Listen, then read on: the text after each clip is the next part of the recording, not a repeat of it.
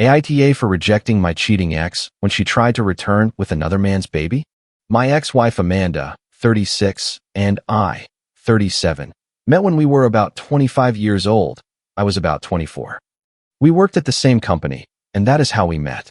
After dating for 2 years, we got married, and 3 years after our wedding, we had 2 daughters who are now 9 and 7 years old.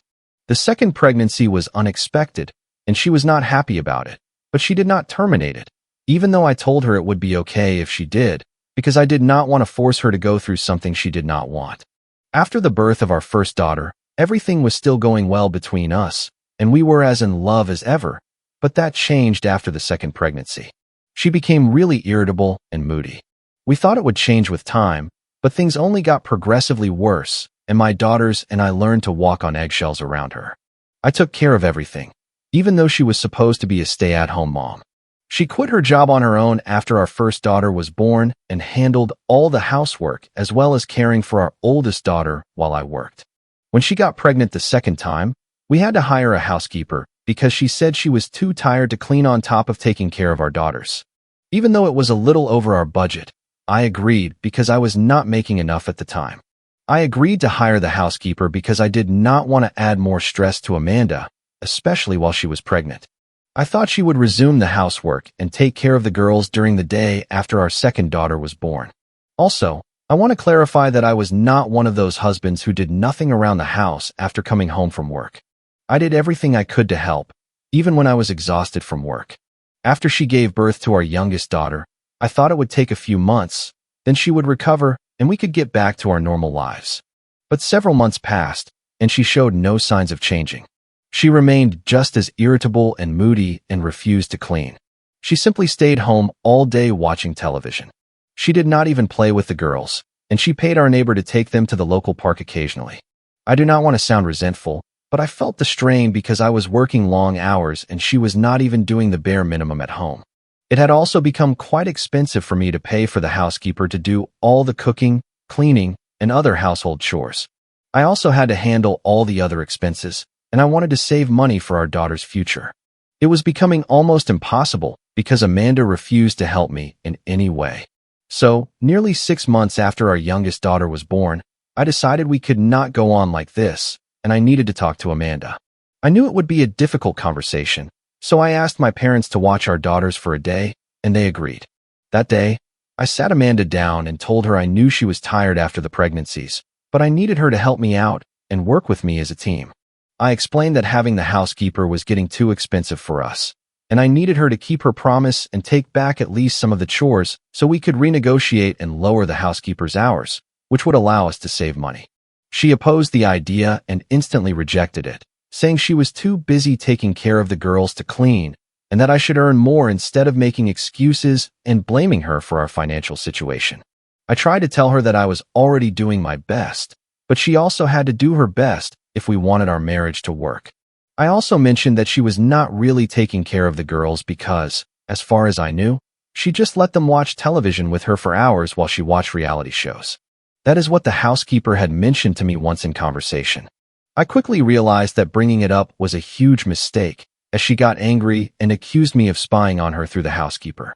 After that, she went on a rant against me, saying she would no longer tolerate this, that she was tired of being manipulated by me and forced to do all the work while I just sat at a desk for a few hours a day.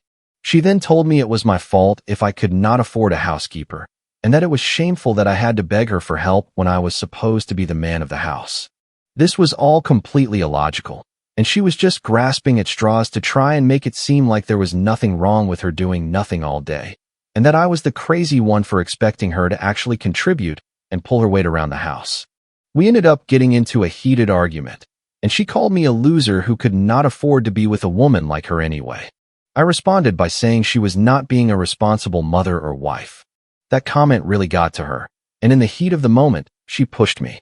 I lost my balance and fell backward onto the coffee table, shattering the glass and getting injured. I had to be rushed to the emergency room, and she kept apologizing and crying the entire time. Fortunately, I only injured my back and the wounds were superficial, but I could have been seriously hurt, and I no longer trusted Amanda. I told her she had to leave because I did not trust her around the girls anymore. Who knew when she might lose control with them and put them in an unsafe situation too? I asked my parents to watch our daughters for a week until she moved out. She kept protesting and said she would never let that happen again, but I just did not trust her anymore. I almost filed for divorce, but she begged me to give her a chance. By the end of the week, we came to the conclusion that she would go live with her parents for a while and attend therapy. Only when a mental health professional deemed her fit would I allow her to move back in with us. Obviously, something was really wrong with her, because happy people do not act that way, but she was willing to work on it and get better. Besides, I did not want my daughters to grow up without their mother, so I agreed not to divorce right then and to give our marriage another chance. We were also doing couples counseling while living apart, but ultimately it all proved useless because she ended up being unfaithful. My parents had moved in with me to help with my daughters while Amanda lived with her parents. We went to couples counseling sessions every week, and things seemed to be getting better for a while. I was also in touch with her therapist, who told me she was suffering from postpartum depression and that she was improving. One of the symptoms was anger issues that she did not have before, but which spiraled out of control when she pushed me. That was a wake-up call for both of us. This went on for almost a year, and around the 6th month, I even allowed her to visit our daughters under my supervision. Gradually, she was going back to her old self, and I was happy to see that. Finally, I felt our situation was improving and we could actually make it work. But then, all of a sudden, she stopped coming to our counseling sessions without any explanation. She also stopped answering me, but I knew she was making progress because her therapist kept me informed. It made no sense to me, and for weeks I tried to talk to her, but she ignored me and said she wanted some time for herself. Finally, after almost 3 months of avoiding me, I decided to visit her at her parents' house. I had not done so before because her parents did not like me and blamed me, thinking I was the one who drove their daughter to act that way. So she had told me it was better if I did not visit her while she was living with them, as it would only cause a lot of drama, and that was the last thing we needed. But I broke that rule and visited her anyway because she was acting distant, skipping counseling sessions, and even when she occasionally showed up, she seemed disinterested. I simply did not understand it. When I tried to talk to her in person, over the phone, or even via text, she told me everything was fine, but I could tell from her behavior that she was definitely hiding something from me. The day I arrived at her parents' house, I expected her to be home, but she was not. When I asked her parents where she was, they told me they were not allowed to tell me and slammed the door in my face. I could tell they enjoyed it, and I had a bad feeling. So I decided to call Amanda while standing in front of her parents' house. I tried calling her multiple times, but she did not pick up. With every passing second, I grew increasingly worried, so I decided to go around to the backyard because I knew her parents usually left the kitchen door open. But I did not even have to go that far because I saw Amanda sitting on the swing in her parents' backyard. The bad news was that she was kissing a man I did not recognize. It had been a long time since I last saw her, but the image is burned into my memory because it was the most horrific moment of my life, and I have not been able to forget it even today. The guy she was kissing pulled away as soon as he saw me. When Amanda turned around, I had already started walking back to my car. She caught up with me and tried to stop me, but I did not listen to a word she said because I was in shock. She tried to grab me, but I pushed her away and told her not to touch me. She did not, and I got back into my car and started driving home. I blocked her everywhere as soon as I got home, so she would not have a chance to explain herself, and I told my parents I wanted them to find me a lawyer. I informed them of what I had just seen when visiting Amanda's parents.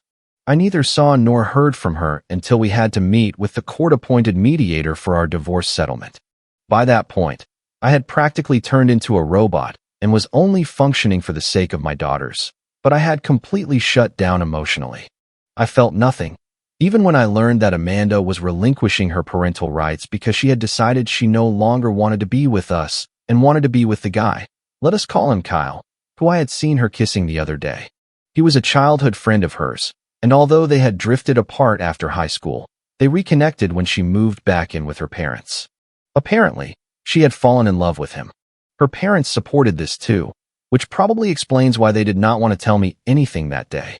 Apparently, they had always wanted her to end up with Kyle, and they were happy that Amanda was finally choosing herself and her own happiness, as if she had ever been capable of doing anything else. The divorce was a long process because, Even though she had been unfaithful, she still wanted spousal support. It took us time, but my lawyer and I fought hard to ensure she received nothing in the divorce because everything rightfully belonged to me. I had been the one paying for everything for so long, while she just watched television at home. It has been 5 years since the divorce was finally settled, and we achieved our goal of making sure she walked away empty-handed. The months I spent dealing with the divorce were some of the hardest times for me, but I knew I could not give up because I had to take care of my daughters, as they had no one else but me.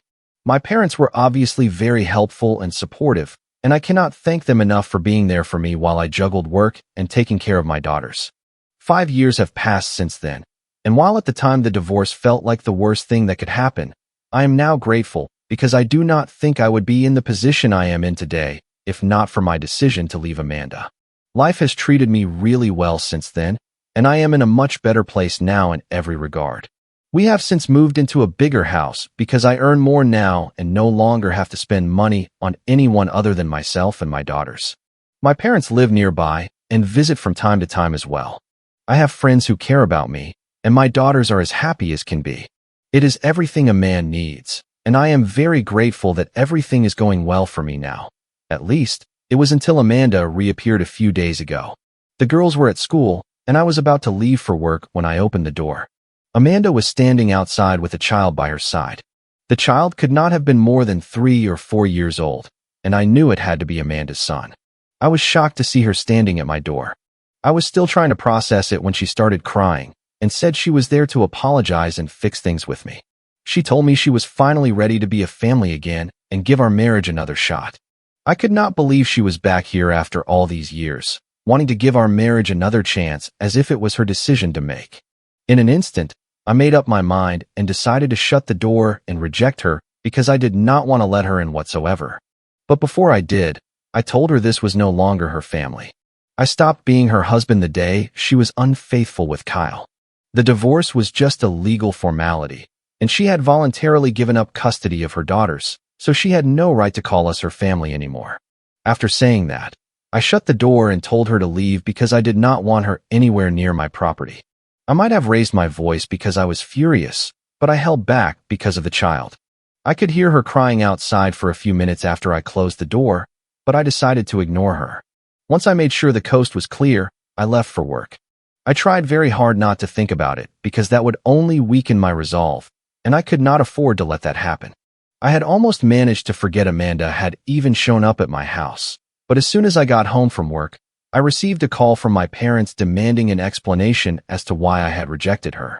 They told me Amanda had reached out to them after I turned her away and shut the door in her face, and that she was devastated. But my parents told me they were the ones who gave her my new address and told her to visit me because she was getting a divorce from Kyle and finally had a chance to make things right with me. They told me Amanda had contacted them about a month ago and that this had been in the works for a while. My parents thought it was time for me to think about my daughters because they needed a mother. So they decided she deserved another chance and told her where to find me and what to say.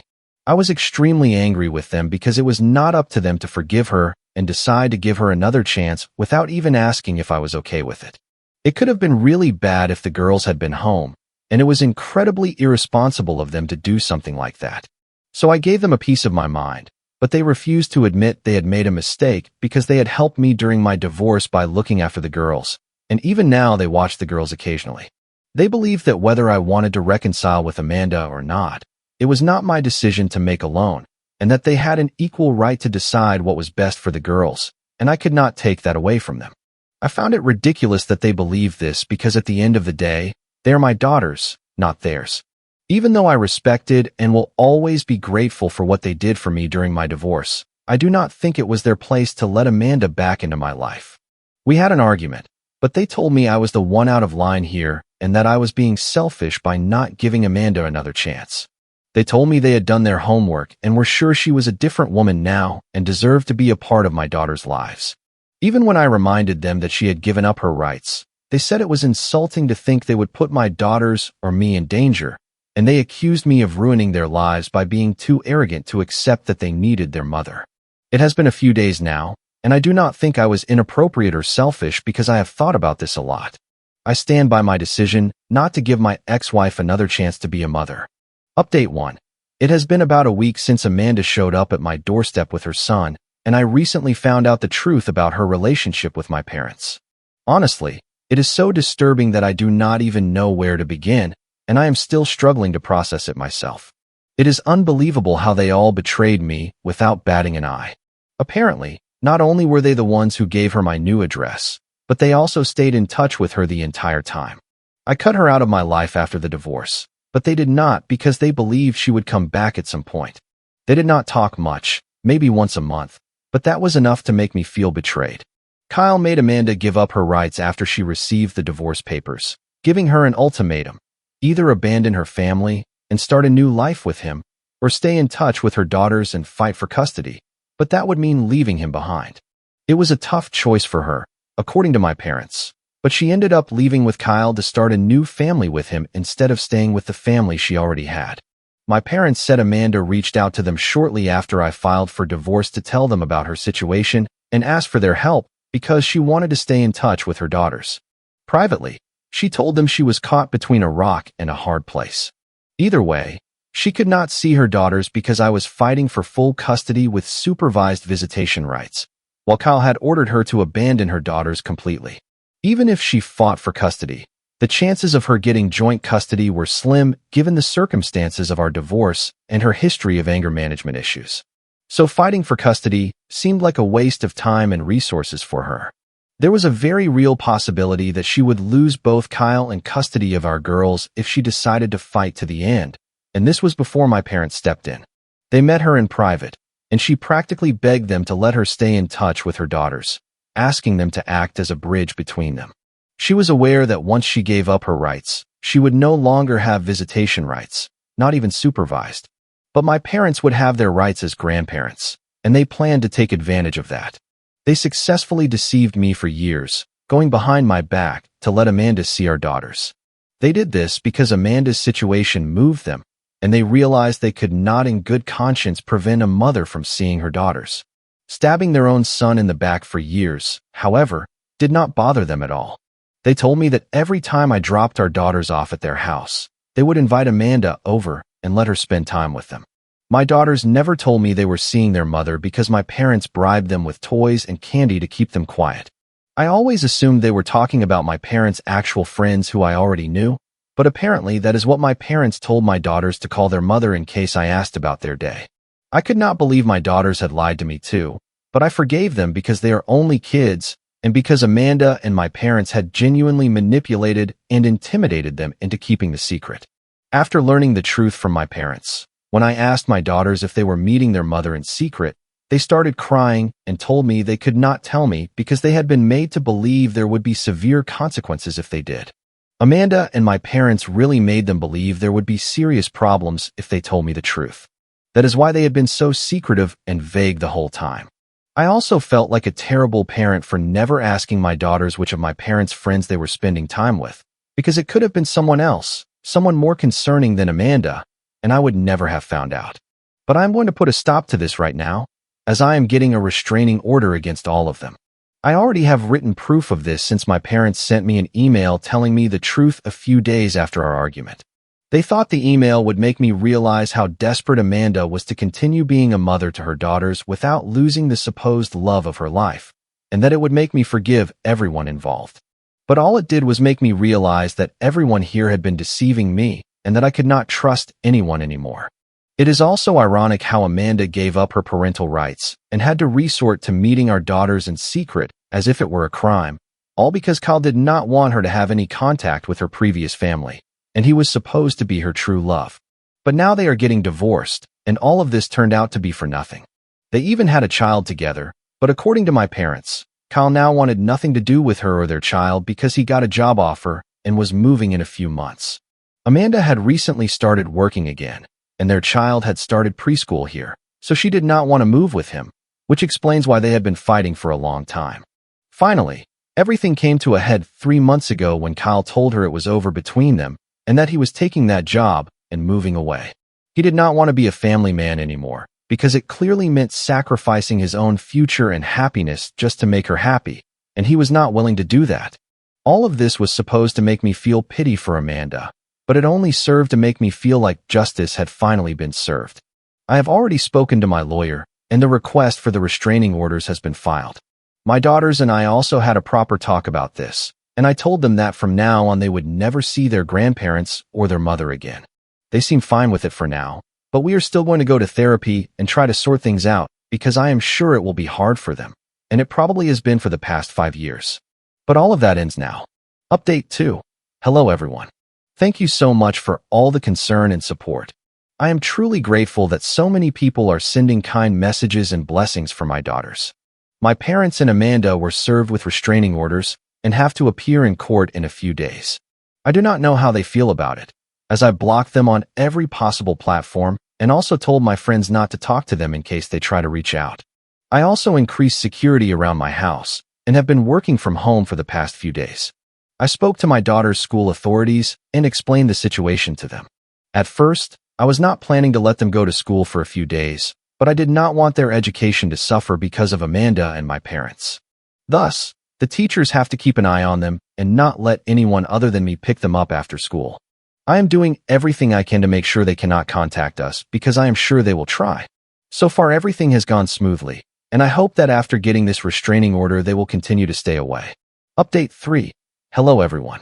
This will be a brief update, but we successfully obtained that restraining order, and for the next 5 years those 3 will have to keep their distance from me and my daughters unless they want to face legal consequences. Obviously, I will continue to maintain all the security measures I have taken for a while, because the last time I saw them, they looked really upset, and I do not want to take any risks. My daughters and I are attending regular family counseling sessions, and I believe we will make a lot of progress in the coming months. In fact, we have already made considerable progress. Honestly, all I want right now is for my daughters to be happy, and that is it. So keep sending us your best wishes. We need them. Update 4. Unfortunately, I have to share an unpleasant situation that happened recently. This time, my mother and Amanda showed up at my house unannounced. I was completely caught off guard when I opened the door after they knocked and found them standing there. Amanda started raising her voice and demanding to speak to me, while my mother stood behind her with a defiant expression. I immediately decided to stay calm and tried to de-escalate the situation. I asked them to leave, explaining that this was neither the time nor the place to talk, and reminding them they had a restraining order and could not be there. But Amanda refused and kept raising her voice, accusing me of breaking up her family and depriving her of her daughters. The situation became increasingly tense, and I realized there was no reasoning with her at that moment. Seeing the situation worsen, I decided to send my daughters to their room to protect them from the argument. I told them to stay there until I called them. Meanwhile, I tried to keep Amanda and my mother as far away from them as possible. The argument lasted a while with accusations and raised voices from all sides. Finally, I managed to convince them to leave, but not before making it clear to them that I never wanted to see them on my property again, or else I would call the police. I thought about doing it right then, but I did not want to traumatize my daughters any further. I plan to meet with my lawyers soon to discuss the options available to us. After they left, I went to comfort my daughters and explained what had happened as calmly as possible. It was a difficult moment for all of us, but I hope we can get through this together. Amanda's son was not there, which would have made the situation even worse. What makes me the saddest is that this poor boy has to live with that kind of environment, which cannot be easy. Comment. Hey friends, this story really got me reflecting deeply. I hope it encourages you to value your self-respect more than anything else.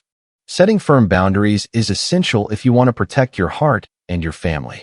Remember that true healing starts when we stop accepting what hurts us.